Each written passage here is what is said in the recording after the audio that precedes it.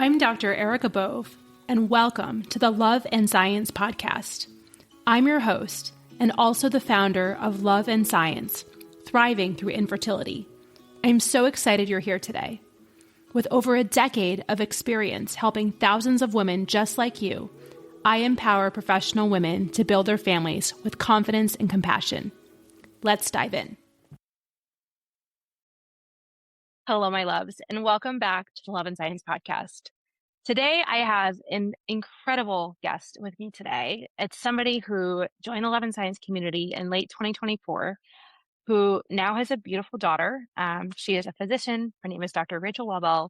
She does PM&R, which, as a side note, when I was unhappy in my OB/GYN residency, I had interviews in PM&R, so I'm secretly jealous of her. No, I love my life, but I have a tender spot in my heart for PM&R because I know how much good she does in the world. And she's here to share her story. And I think that any time that we reflect on what we've gone through and we think about the past, we think about the journey, we think about where we are, we think about where we're going, I think there's tremendous empowerment both for ourselves and healing for ourselves, and then also to share with the world what is possible. Because Dr. Rachel, when I met you, I was looking over my notes, like, I remember how much love you had in your heart, how much desire you had to build your family, and it hadn't happened yet. And I also remember just the pain and the suffering and the stuckness and the isolation and getting to know you in that space, and then understanding who you are and what makes you tick and the beautiful relationship you have with your husband, and truly the bravery of how you have addressed your fears head on, how you are the living embodiment of what it is to surrender to the process. And it is just truly my greatest honor to be able to interview today as a postpartum person with a beautiful daughter, especially understanding everything it took to get to this moment. So thank you for being here. Of course. It's my pleasure. Yeah, thank you. Okay. So when I met you in late 2024, can you share a little bit about what your journey had been up until that point? Yes. So, and, it was about exactly 3 years ago-ish is when everything kind of started. So my husband and I wanted to start growing our family. We were in our mid-30s. And I think being a physician, I was like, I want to have everything set. So I made an REI appointment for 6 months after we have been trying, just to be like, all right, if this doesn't work, we're just going to get straight into the medicine. So we had tried for 6 months, wasn't pregnant, and then met with REI, who I have had the most wonderful REI physician in Chicago, who I love more than anything. And we did our workup, which at the time, everything looked fine, which is something that, is really hard to kind of wrap your head around, which I'm sure a lot of people have had normal results or, and then we decided to do IVF. We'll bank some embryos, knowing at the time we wanted more than one child. And then right before the first cycle, we conceived spontaneously. And because I was in the IVF clinic at the time, I was able to do early monitoring. And, found out it was identical twins. And they were monodi twins. And I don't remember the specifics, but for some reason we had to do a 11-week ultrasound, maybe to confirm they were monodi and not mono. And I hadn't even met with my OB at the time. And at that ultrasound, we saw that one of the twins had a cystic hygroma, which I did not know what that meant. I just knew it wasn't a good thing. And, then we did all of this testing to see why, which included, chromosomal testing, and testing for Noonan syndrome, which I think they said the most common cause of a cystic hygroma was either Turner syndrome, maybe, or, Yep. some sort of chromosomal abnormality, or Noonan syndrome. Both of those, all that testing was normal, I guess. So normal chromosome, Noonan testing, which I think we maybe completed afterwards, was normal. And there was, right away when we heard this, I think we both were like, this isn't going to end well. And it was more complicated because of there was one twin that was presumably healthy. But given that they shared placenta, there were all these questions and I mean, in every specialty in medicine, you see bad outcomes, no matter what you're practicing. And I very quickly, we were just like, if this isn't going to be how we envision our family to be, like, we're not, like, we should just, like, we should, I didn't want any more questions. I was like, and so I remember the MFM doctor who I met with, who I had never met before. So she came in after the ultrasound, didn't look great. So you're sitting there like crying. She was so kind and so to the point, which is exactly what I needed. And I ended up calling her later, like a couple of weeks later. And I was like, just be straight with me. Like, what are the chances that one of these, let's say the presumably healthy twin, was going to be how I saw a healthy child? And she essentially was like, it's very poor prognosis for both twins. And I was like, okay, that's not what we want, but that was what I needed. I didn't want to carry a pregnancy for 2 more trimesters, not knowing how it would end. And so we chose to terminate at 16 weeks. And so that was July of 2023. And then I went back to REI and was like, let's do IVF. So we started in October of 23. And there was obviously a lot of grieving around that time. I was in between jobs, so I wasn't working, which I don't know if it was good or bad, but I was just sitting at home. And we had I still had the postpartum hormone drop. I ended up lactating a little bit. And it was now, time has passed and the grief is not as strong, but it was something I thought about every single day, probably until very recently. So went back to REI. My doctor was like, let's do IVF. And we were like, great, we can minimize the chance of a loss at this point. And I think everyone goes into IVF naive, maybe, and you think it's going to work. And you think that, assuming you have optimized the embryo, the uterus, everything, why wouldn't it work? Right. And I thought that. Right.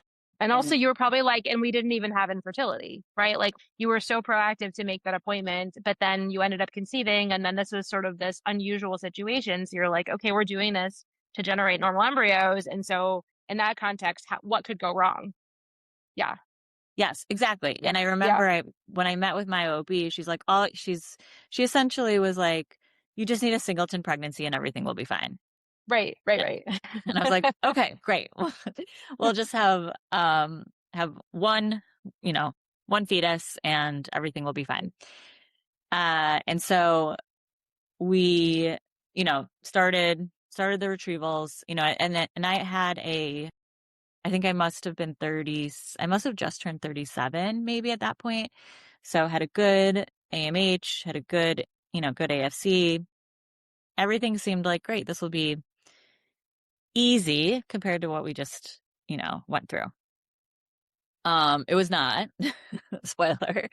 So we did a couple retrievals, did not respond as it would have been expected given my numbers. So we were very lucky. They were able to retrieve, I think in the first 2 retrievals, maybe like 8 to 10 eggs. And we ended up with 2 euploid embryos after 2 cycles, which is amazing. And then chose to do another to try to get 6 embryos for 2 children. Right. And then that was in early 2025. And that cycle generated 0 embryos. And at that point, I believe we had run out of insurance benefits, so we paid out of pocket. And looking back, like at the time, I was so upset. I was like, we should have just done a transfer.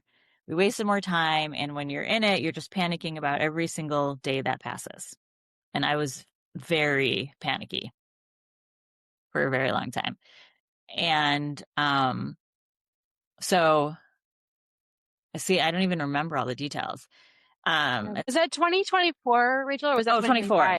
Yeah, because I met you in late 20, and I remember that it already happened. Okay, yeah. Yeah, so I was so upset. And then we decided to do a transfer. Like, we got 4 embryos, let's just do a transfer. First cycle was canceled. I think it was a medicated cycle because my lining wasn't responding, and I ended up getting fluid in the lining. And as everyone who's been in this process knows, it's not just like, oh, we'll try again tomorrow. It's you wait for your period, and you wait, and it's just another month at minimum. So then we did a modified natural cycle, and that ended up in what we think is an ectopic pregnancy. And then I did methotrexate. So then that just, extended things a little bit, a few months. And then I think at that point was because I don't remember. I think I might have done another retrieval that yielded no embryos. You did, yeah. Which is wild because here you are, you're not that old, you have better than normal AMH for your age, and like you're like, what is going on? Like that, like is not making sense. I didn't even have infertility, and like this is not going well. Yeah, Mm-hmm. Yeah. yeah. Yes. Oh, and then I think I forgot at this point, before the transfer, we did a hysteroscopy or a saline ultrasound, which showed some possible adhesions from the D&E. So had that removed. So that was a whole other Yes. part that caused a little bit of a delay. So then I was so unhappy, and I had my therapist. I was on medication and just so depressed. And that was when, yeah, because I think the next 2 transfers I had already been working with you. So, so then I met you, I think October, right? Yeah. Yeah. And obviously I found you from the Facebook group, but in my head, I was like, I'm doing everything that I can do. I'm practicing self-care as much as I can. I was doing yoga, and I was in an IVF support group, non-physician at the time. And everyone in that group started getting pregnant and leaving. And I was kind of like, I'm the only one that's still here. Mm. And that feels really bad. And then I met you. And I remember like immediately, like I remember where I was sitting when our like first intro call was like one of the rehab gyms in the middle of the day. And I was like, okay, I like felt instantly better. After talking to you. And then I think I did another transfer, which this was a modified natural. This was 20, yeah, I don't know, 24 still. Yeah, 25. Yeah. Yeah. Yeah. Early 2025. Yeah.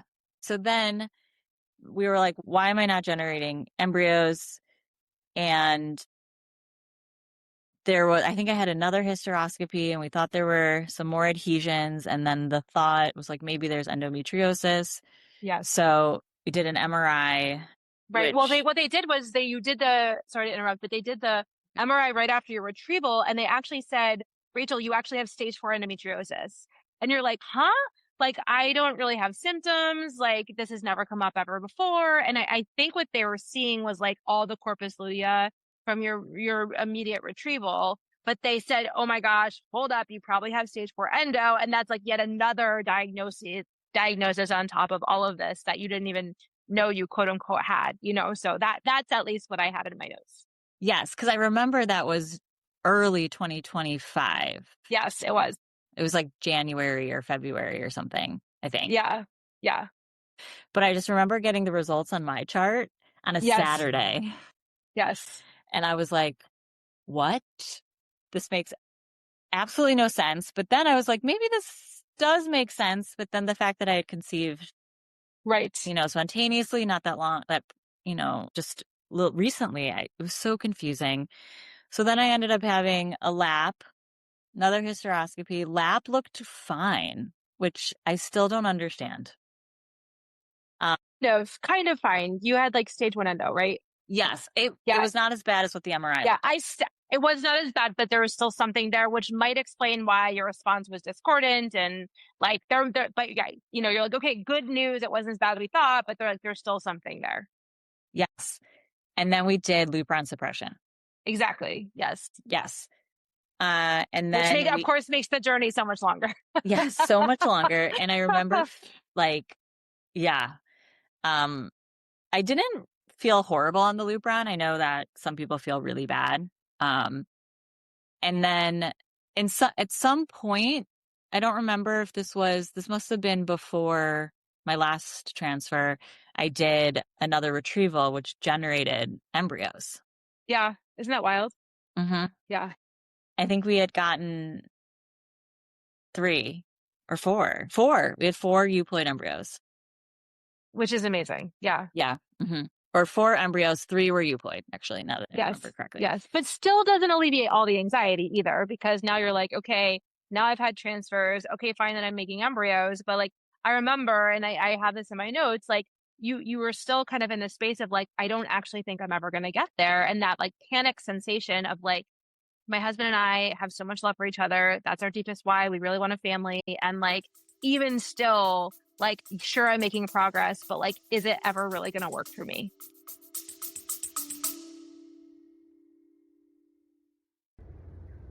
Hello, my loves. I am so excited to share this news with you. If you are a female physician navigating the fertility journey and you want a structured, evidence-based plan, I have created a free resource for you. It's called the Physician Fertility Roadmap.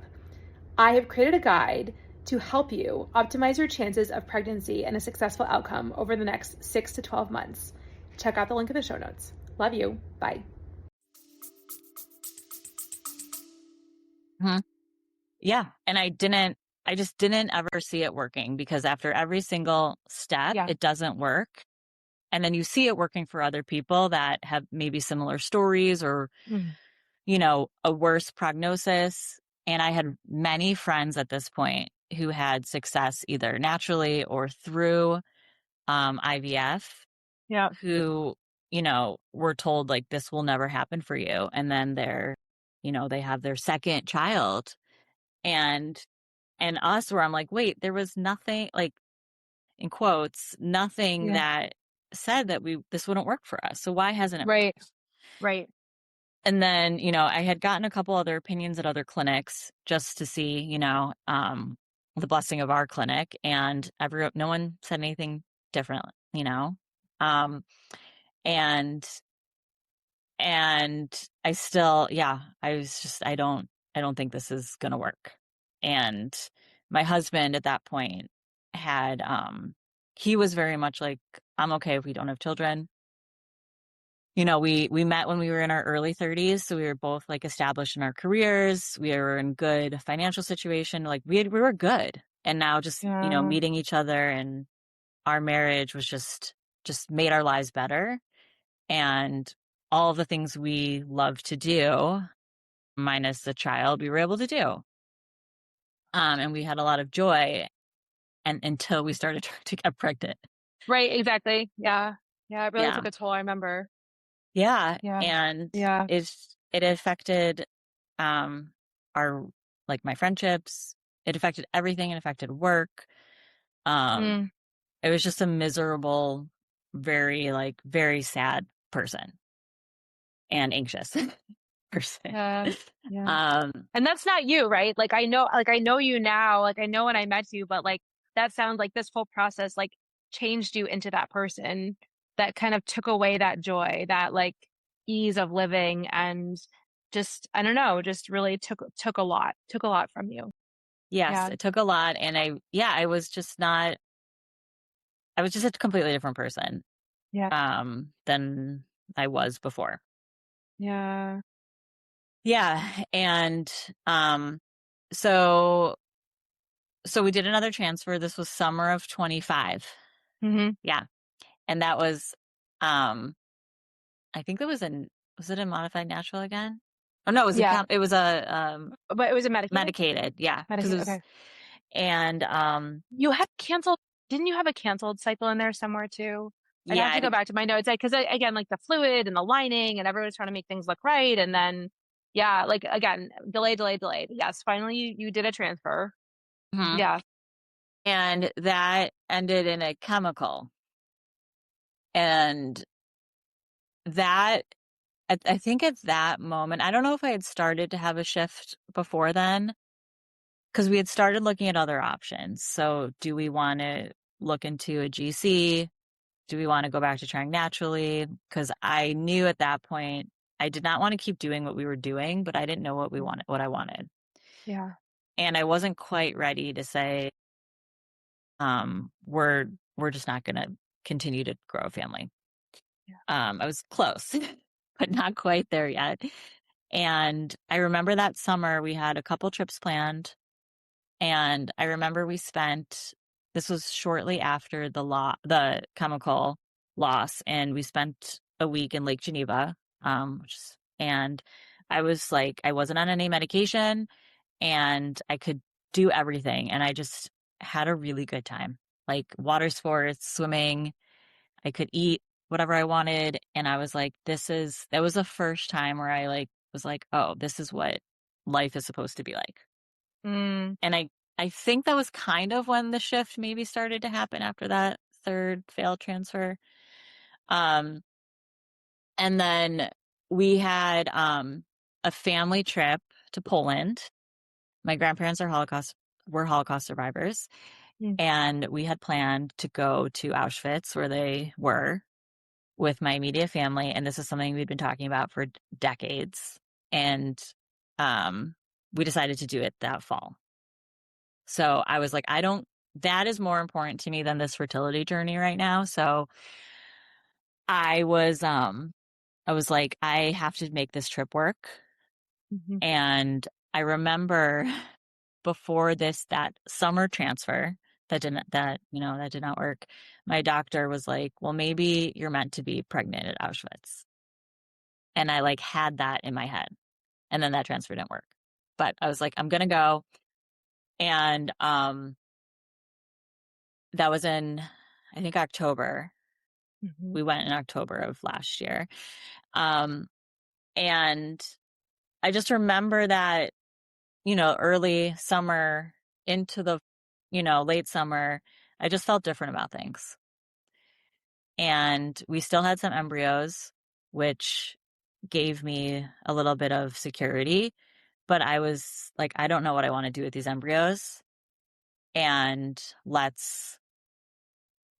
was okay with pausing and not knowing what decision we wanted to make next. Whereas before, I was like, we have to make this decision right now. You have this Mm-hmm. anxiety to know what you're doing, the next step. And I don't know if it's just fatigue of constantly making these decisions where you're just like, I don't want to make another decision, or if I had like truly started to surrender. It was probably the latter. I think so. And then we decided, we met with my doctor one more time and we're like, let's do one more retrieval with a fresh transfer. Maybe frozen embryos just, and I had gotten pregnant spontaneously before. So I was like, okay. And she wanted to do another hysteroscopy before. So, and it was September. And I remember, and I was also like, I'm okay with trying naturally now, because at first we hadn't done that for 3 years for fear of, a loss. But then you do it and you do all the right things and it still doesn't work. So I was like, at this point, I was like, I don't even care. I want to have a return of a normalish sex life. I don't want to be thinking about what is my body doing at this time. Right. So, and once you become so in tune to your body, you can't not be in tune to it. So I could tell when I was ovulating, but I knew I wasn't going to do ovulation sticks. I wasn't going to actually track like that. But I knew that I had this 5 days where I was like, I think I'm ovulating. So, I was like, let's just not think about it, but not think about it. Let's just live our lives. Let's live our lives. Yeah. Yeah. And so I wasn't like, we have to, have sex every other day for these 5 days. It was just like, if it feels natural and, if it doesn't work one day, I'm just like, it is what it is. We had a plan. So this is the craziest thing about this part, is everyone listening to this will know you can't schedule your procedure until you get your period. So I got my period for that month, Labor Day weekend. So I messaged the clinic. I probably got it on the Saturday. So obviously no one's going to reach back out to me till Tuesday. So then, and hysteroscopy had to be done day like 5 through 12, I think. Yep. So by the time they got back to me on Tuesday, they're like, we don't have any room for you for this month. And they're like, you're going to have to wait till October. And I was like, oh my God. I was so pissed. I was so pissed. But then I was also like, whatever. Yep. I was just like, okay. And then I was starting to worry about, could I do the hysteroscopy before I left for Poland, which was mid-October. And then that was how we were able to try in September, because I didn't have the hysteroscopy I was supposed to have. And so then I was scheduled for like early October, I think. And then I hadn't gotten my period. And I was I talking remember to you texted me. I'm like, Rachel, you really need to check a pregnancy test because you're like scheduled. I think you were scheduled like on a Thursday or something like that, right? Yeah. Something like that. Yeah. And I was like, I haven't got my period, but my period's been late before. And I was like, I don't want to take a test. I didn't even have tests, I don't think. Right. You've gotten rid of them all. I remember. Yeah. And I was like, but I do have to do this before I go in for the hysteroscopy. Yeah. And then I think I got a test and it was positive. And I was like, but there was also a part of me that like felt like this might actually happen. This might be it. I had this like weird calm that I was like, I think this is going to be okay. I remember that. Yeah. Wow. Yeah. How old were you at that time? You were like 38, 39, right? At this point? I was 39. Yeah. Yeah, because I just turned 40 a couple months ago. Yeah. Happy birthday. Yeah, I was 39. Yeah. And then I, went in for the blood test. The beta was like, I think it was like 75. But because it was like, I don't know exactly when we conceived, Right. we'll just do another one. We did a second one, which had doubled appropriately, and then we stopped. My doctor's like, you can do another one, or you can just wait. I was like, let's just, I was like, I don't want to think about this. I just want to continue living my life. Because at that point I had been living a normal life for a few months. And then, went in for a 6-week, 8-week ultrasound and everything looked good. And then they allowed me to do a 10-week ultrasound at the REI clinic, which was very nice of them.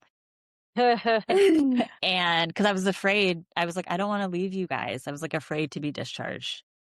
Sure. And then everything, it resulted in a very easy, smooth pregnancy and a smooth delivery.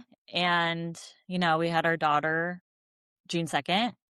And that's basically it. Yeah. I feel like that's where we are. And during the whole pregnancy, I didn't allow myself to actually like accept it or believe it, which I think I'm kind of like making up for now, which is okay. Yeah. We didn't buy one thing for the baby until after she was born, except for a car seat. And we didn't tell people until we absolutely had to. And it was just like, I want to pretend this isn't happening, which is my coping mechanism. Really important to talk about. I think pregnancy after such a long journey, like we can't not be guarded, right? And so I think even your language, like, even like saying something like I'm pregnant was like, no, like it's not that, like we are expecting a baby, right? Like, I think it's so, so, so important to talk about, because sometimes we're like, oh, I should be more excited, or I should be. No, like we are exactly as we are. And so we keep on moving day by day. And like when the baby comes, like there's time to like love on that baby and like let it all in. So I think that's so beautiful. Yeah. Yeah. Well, yeah. And then the other part of this is then I still went to Poland. And yes, let's talk about that. I think that's one of the coolest parts of this whole story. Yeah. Yeah. And so I had one ultrasound before just to confirm it was intrauterine. So I didn't travel with but it was like 5 weeks. So it was a little too early to see a heartbeat, but it was intrauterine. So it was like safe to travel. went to Poland, and I remember talking to you about this, and like we had created like a phrase that I thought all the time, and it was like my ancestors are like blessing this pregnancy. Yeah.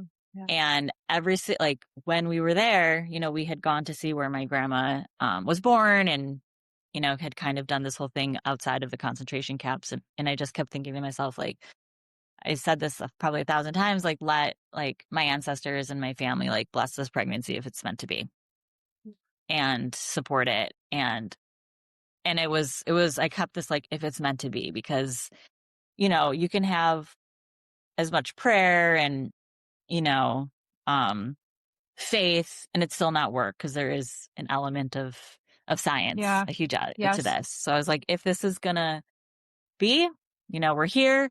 And it was just so, and I didn't know, my family didn't know, I didn't tell them. So I was with my sister and my parents, and it was just so, it felt so weird and eerie, but also so like powerful and magical to be standing in Auschwitz-Birkenau, where my great grandparents were murdered.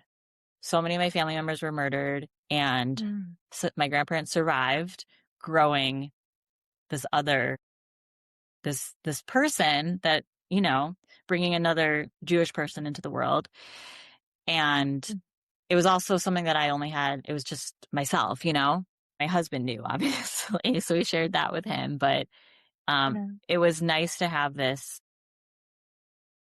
I was able to have this reflection and these thoughts just to myself and to my baby. So that's just like so wild to me. It blows my mind. I mean, so much of your story, Rachel, just like blows my mind. And like, I mean, like had a front row seat to like everything. And I mean, there's so many things we could talk about, but I really want to talk about like the process of when you started to turn and started to surrender. And like, I take notes with I mean, they're not like, you know, EMR like notes, but they're like notes that where I like, you know, I need to capture so that I can continue to serve at the highest level for like the next and the next, all the times we have together, the coaching sessions. And so like, I remember you said things like, you know, like you did say, like, if you know, we're open to looking at a gestational care, like if we don't become a parent like this way, then like I'm open to other options. Or like even like, you know, I actually think we could have a meaningful life without children. And like I believe you believe that. Like, you know, you truly were like, you know, I have done everything that I can at this point. I'm continuing to trust in the process, but like this may not be my path to parenthood. And I've accepted that. And I will say like that is really hard to do, especially when like that is like the goal and we're physicians and we work harder and we do more things. But like somehow you were able to slowly let go and be open to other possibilities, which I do believe played a role in your ultimate ability to conceive in your own body without assistance. But like, what do you think about that? What do you remember about that sort of like gradual acceptance, letting go, and openness to however this little one would come to you?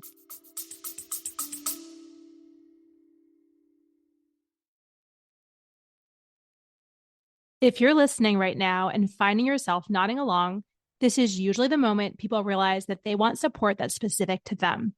In addition to this podcast, I offer one-on-one fertility consults where we look at your full picture with both strategy and compassion. You can learn more in the show notes. Now, let's get back to the conversation.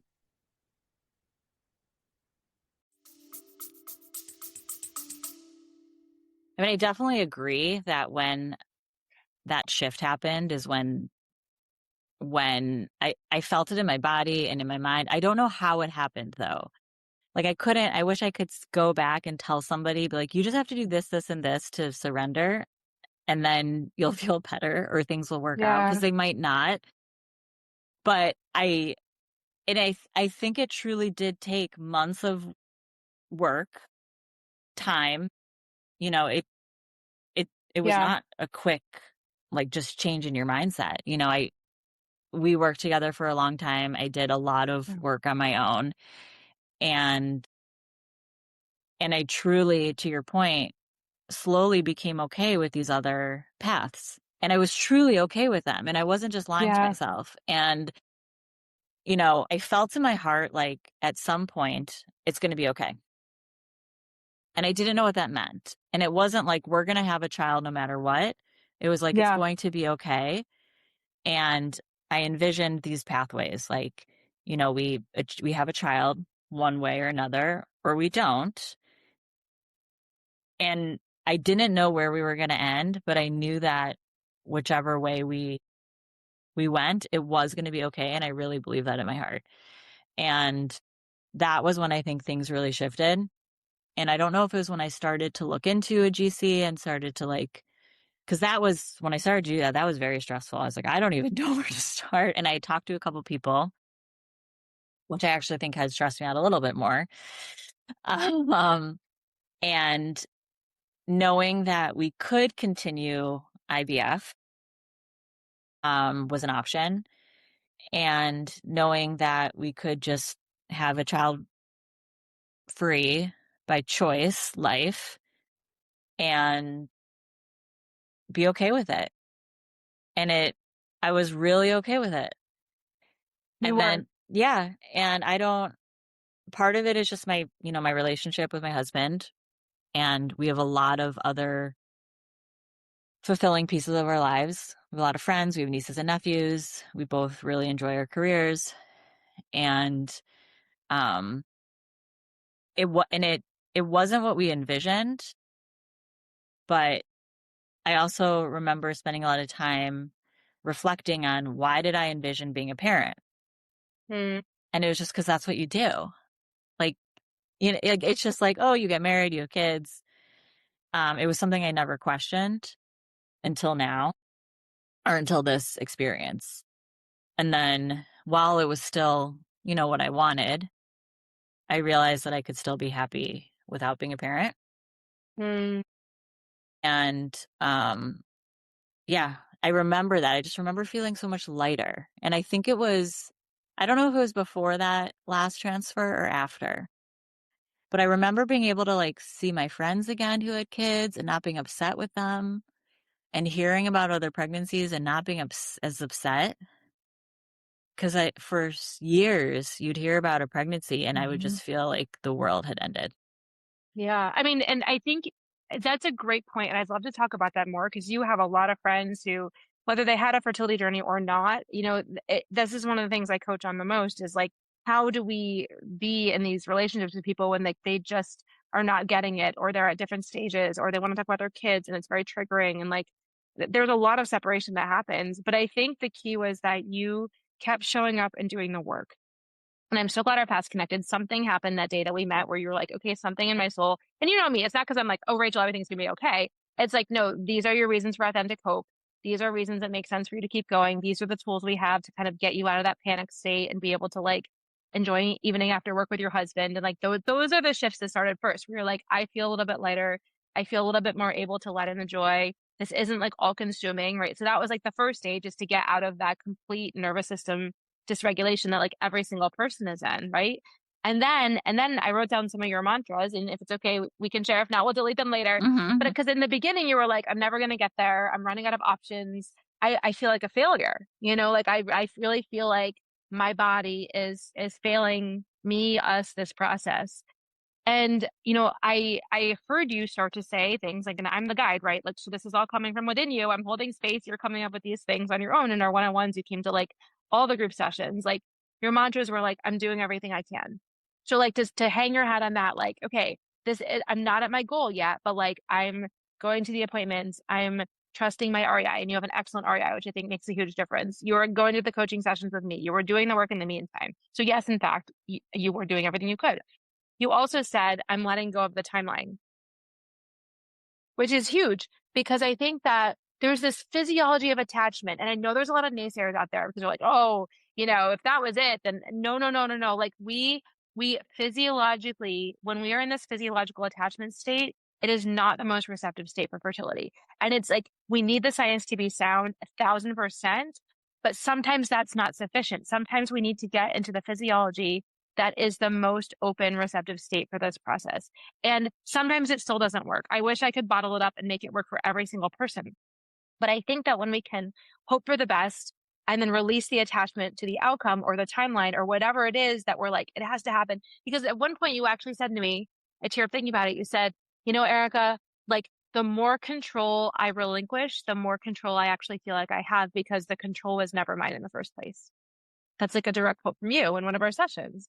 And so it's like that paradox of like, how do we let go of the control to actually get back that control is maybe the wrong word, like sense of agency and like whatever the highest good is for this family of mine, then let it be so. Mm-hmm. Right? Other things you said, my time is coming, which goes along to letting go of the timeline. I have everything I need. I will be okay no matter what. And that happened that summer when, you started to like make that shift of like the surrender.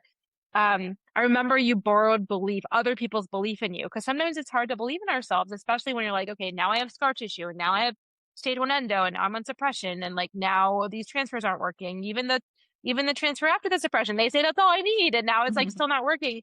You're like, Dr. Goldman believes in me, Erica believes in me, Love and Science believes in me, my husband believes in me. You name some of your friends that believe in you. And I think sometimes we need community, like we need to like borrow other people's beliefs in ourselves, not because it's like a fake, oh, don't worry, everything's going to be fine. But it's like, no, we believe in you for good reason. And I did that for other aspects of my own life too. Like I can try on their belief and then start to assimilate that myself. And I also think that that's where some of the physiology starts to shift as well. You did say I'm accepting of other outcomes, right? I think is really important. And just like other things in that vein of like, it's going to be okay no matter what. Like I'm on the path, I'm open to this process, and I'm calm, I'm grounded, I'm steady, and like I'm gonna welcome it in. And you were also able to go on those trips and really enjoy yourself. Whereas maybe a year or two ago, like, it's like fertility is so all consuming, right? And when we're in such a low hopeless state, it's really hard to enjoy anything. So I really think you did the work. And, I think that thinking about, okay, part of this is overcoming limiting beliefs too. I think, a part of you was like, there's no way my body can do this. My body's broken, and I saw you like chip away at that limiting belief. And I think that month that you tried with your husband, again, not to overanalyze, but like, I'm like, okay, how did this happen? Obviously there's like the miracle of it, which is just like you stand in awe and wonder and like cry tears of joy because it's just so beautiful. But I really do think that like there was a conscious act of like, maybe I have a perspective about my journey and this process and this pregnancy that we lost and everything. And like, I do think you started to believe in your body with possibility.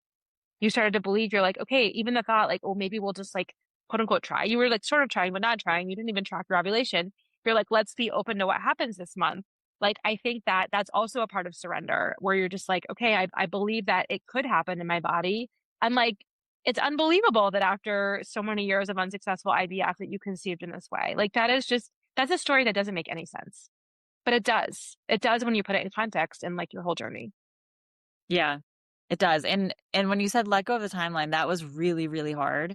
Yeah. And I think the shift that happened is when I became okay with having one child because, we wanted more than one. And as every month passed, every year passed, and I was like, how am I going to get to two kids when I don't have one and I'm nearing 40? And then you just panic. And then when I became okay with having one child, I instantly felt better. And that helped, that was hard too, because Yeah, of course. when you think you want more than one and I don't know what's going to happen, obviously, but I once that happened, that helped, because I remember when I was 37, 38 doing this, and I remember being like, well, at least I'm not 40 yet. And then I'm 40 and then I'm like, oh my God, like, and I got pregnant at 39, but had her at 40. And not to like, say that once after 40, you're like screwed, Yeah. it doesn't work. But for some reason that number was in my head, and but I don't feel that way anymore. And yeah, so that helped with the timeline. And then Yeah.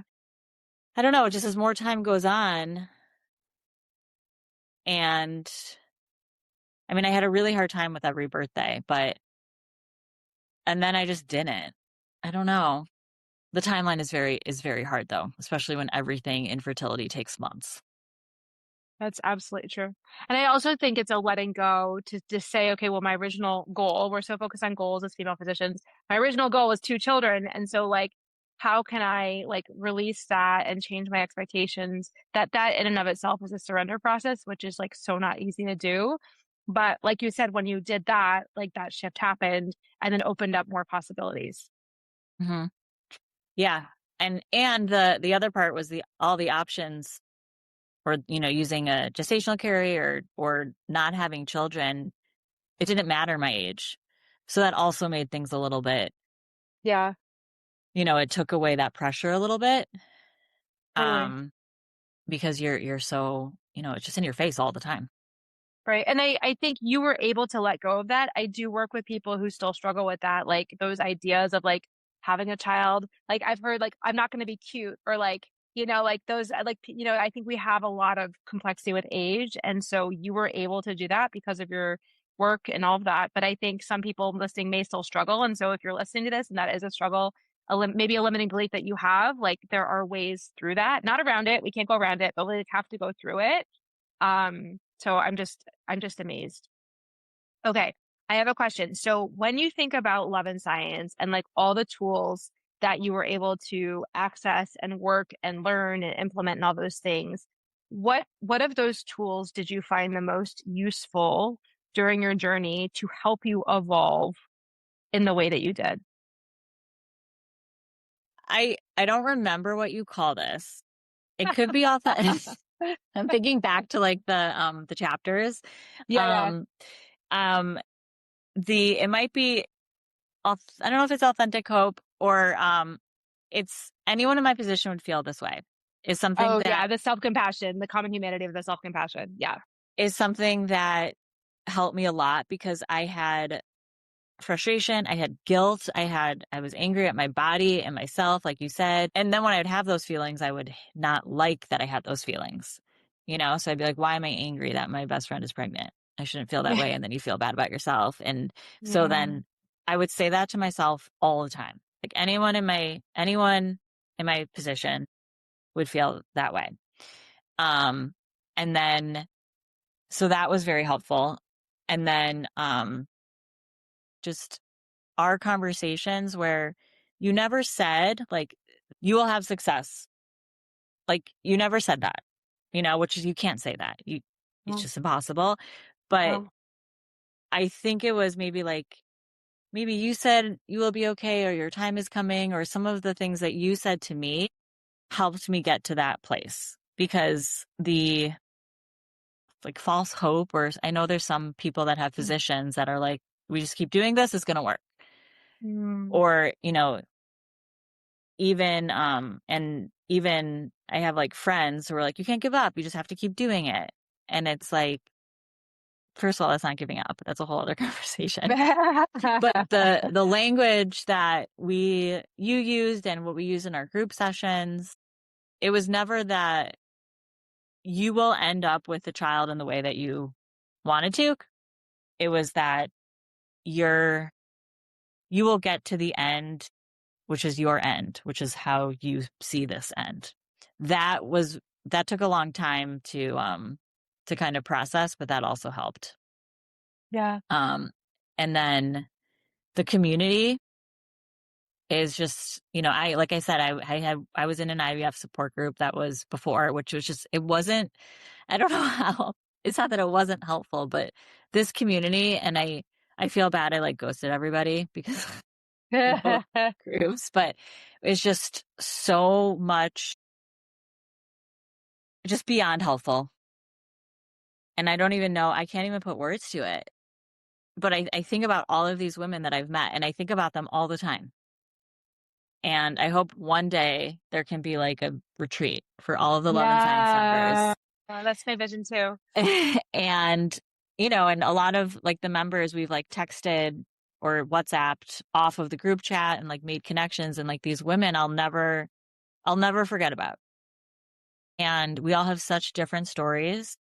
And there's this like sisterhood and this support that I really can't put a word to it. And I tell everybody, and I have some physician friends that I'm like, you just like, it's worth, like, you have to do this. Like, I really don't, Yeah. I don't think I would be where I was without Love and Science. And I mean that not because it got me pregnant, but like we talked about, in that I wouldn't have made the progress that I made without you and without the group. And I think, again, back to I think what helped me was the surrender. I would not have surrendered. I would think I would have been No. stuck in this cycle. And even if I didn't conceive, and I think I would still be okay. That's all because of this work with Love and Science. And I'm not like, I really, truly, truly believe that. I believe it too. I watched it happen. It was beautiful and powerful and hard, really hard. But like the Yeah. shift happened because you did the work. And thank you for describing it. I think it's always hard to know. Like I try to describe how much healing happens in the community, and like so many people are like, but I'm a massive introvert. And I'm like, me too. Like I'm an introvert too. Sometimes after a long day of patients, the last thing I want to do is like talk to more people. But I think that when you can be in a doctor only group of people who get it, who are supportive, who are collaborative, who want the best for you, everyone bridges each other, to parenthood on their own timeline in their own way. There are a few people who get to the end and they're like, you know what, I need to change gears. I need to remain child free. And we support them too. There are resources for those people. So it's not like you have to be a certain way, but I think that there's so much healing that goes even beyond the one-on-one transformations. And you were such a like integral member of that. And yes, of course, it is always a little bit awkward and a little bit stressful when you are that person who moves on. But it's just, that is the point, is that we have this robust community of people who, and now like, gosh, there's like so many people who delivered in a similar timeline to you, Rachel, that like, I'll reinvigorate the conversation to be like, how is new motherhood going? And like, what's it like after all this time? And I mean, I am curious, like if you would be willing to share, like, how is it going? Like with your daughter now, you said she's 4 weeks old. You had an uncomplicated delivery. Sometimes we say maybe the journey was like the hardest part. Like, how do you feel that the more evolved version of yourself now is obviously it's like the messy middle still, but like, what's it like to be a parent? And how do you feel like what you've gone through has informed how you're a parent today? I am definitely able to accept that it's still very hard. And yes, this, like, I love her more than anything, and this is what I wanted. And it's not just like I worked so hard for this that all of the difficultness of it I'm just forgetting about, because that's just not reality, and I'm okay with it. Like, and it's hard, one, because you're tired and you're short-tempered and all of those things. And I think what's actually been the hardest for me is grieving this pre-parent life, because it was something that I was very okay with, not having a child, and this guilt of being like, oh, now I have this child, so I shouldn't grieve this life before. And because I didn't really allow myself to sort of like picture myself with a child during the whole pregnancy, it just happened instantly. Yeah. And now you're like, oh, wait. And the first couple of weeks, like, we would, it's summer, so we go out, we've gone to like coffee shops, and like, we're not just sitting at home, which has been helpful. But I would go to a coffee shop that I went to right before I delivered, and I got like immediately sad. I was like, oh, the last time I was here, I was pregnant. And that is, and there's a little bit of guilt with that. But allowing myself, and this whole, like, anyone in my position would feel this way, and talking to people who have also felt that way, and you try so long and so hard and you get your miracle. Why are you sad? Right? Like, why would you be sad? But you are sad. And a lot of it is out of your control. A lot of it is, you have this huge drop in hormones, which was worse than I thought. I was like, oh, I've been through IVF and terminations and losses. It'll be fine. But it's totally different. Yeah. And also just this, like, yeah, the self-compassion, and, um, I feel very grateful and very blessed to be in this position, but also acknowledging that it is still very hard. And I also never want to forget what it felt like to not be there, because that was one of my gripes with people, is they would just forget. They're like, oh yeah, everything's great. It'll work out for you. It worked out for me. And so I try to be very, very thoughtful in my words and my conversations with people who are not where they want to be yet. That is so beautiful. That is so like honest and like thoughtful. And I do think it's like the both and like, yes, I'm very, very happy to be where I am. And there's this grief process and it's not easy. And like, I'm still a human being. And I mean, we actually do like the data shows it's not just postpartum depression, which is a real thing, but postpartum anxiety actually is higher in people who have had a long journey to get pregnant, infertility, et cetera. And so I think just being like, okay, I'm more susceptible to these things. These are the supports I have in place. I'm going to keep honoring my feelings. I'm going to keep that emotional sobriety as we talk about Love and Science. Like I'm going to keep being me, asking for help, doing the thing, and just like welcoming. Like I am humaning over here, like 4 weeks postpartum, and like, it's okay to get sad at a coffee shop because I'm mourning the life that I, used to have. So like, Rachel, is there anything else you want to say to the listeners, to anybody who's listening? Like, I'm so grateful we're having this conversation today, and I cannot wait to continue to be a part of your life and watch your beautiful daughter grow and just like, just support you, continue to support you as a human being, because like it's just been such an honor to work with you and to be a witness to your bravery. Thank you. I mean, my gratitude to finding Love and Science, and just to anyone who listened to this who was or in Love and Science, like I'm so grateful to all of these women. And there's been things that I've taken from this that I've used in other facets of my life, like in work and other things. It's not just the fertility aspect, but like, I don't know, the community is so lucky to have you. Thank you. And I know coaching is a big thing in the physician world. This niche is just, it's, I don't know how you do it, but I'm so grateful to it, but also to like anyone who's listening it's hard for someone who's achieved what you want. It's hard to listen to what they have to say. Like it's just really hard, but I truly, truly believe that, you will, in the end, whatever the end is, it will be okay. I really believe that. And someone once told me, like, if you're not okay, it's not the end. And no matter how one's journey ends, it will be okay. I truly believe that. And Yeah. it is hard to hear from someone who had a successful pregnancy. Yeah. But I will also say, Rachel, like you really had gotten there before you conceived. And I think that is the key is like we give away our power. We give away our power. We outsource it. We hang our power on this like external, like when I have a baby, everything, like I hear this all the time. I need a baby to complete my family. Everything else in life, this is the missing puzzle piece. And I just want to like, I understand it because I've been there and I've had those same thoughts, but I just want to like smash that with a sledgehammer because like, it's like, no, then you're going to get this whole new set of other problems and it's going to be like messy in ways that you didn't even expect. And so I think the key is to find our internal resources to really embrace that, like, no matter how this ends, no matter what this outcome is, like, I have my life, I have my health, I have my husband, I have like, really like, again, I have my own sense of agency and power and peace, which is something that most people who, when they come to me, they don't have that. And so I think that's what you were able to do is say, my life, my meaningfulness, my relationship, nothing depends on this external outcome because truly it is all going to be okay. And I'm here to say, you had that belief before this even happened for you. Was it helpful in the process of bringing it about? I actually do believe so, which is the big paradox.